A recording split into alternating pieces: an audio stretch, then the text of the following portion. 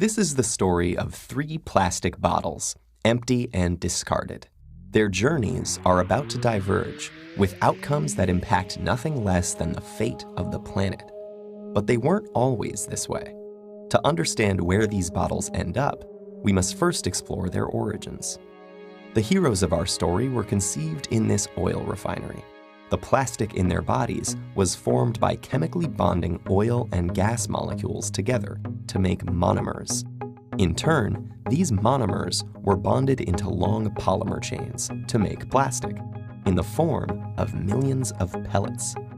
Those were melted at manufacturing plants and reformed in molds to create the resilient material that makes up the triplets' bodies.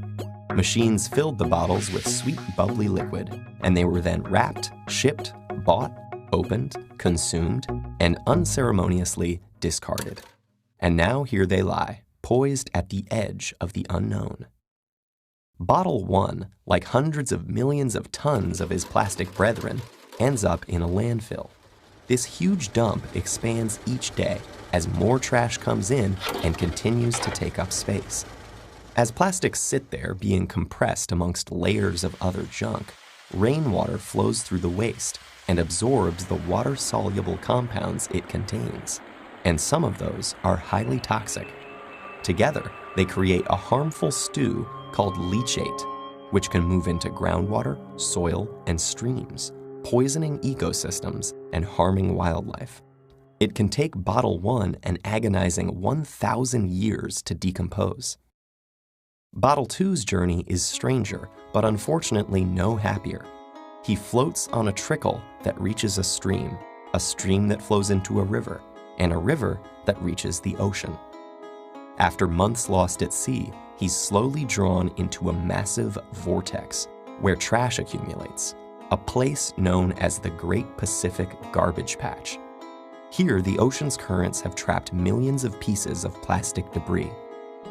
This is one of 5 plastic-filled gyres in the world's seas, places where the pollutants turn the water into a cloudy plastic soup.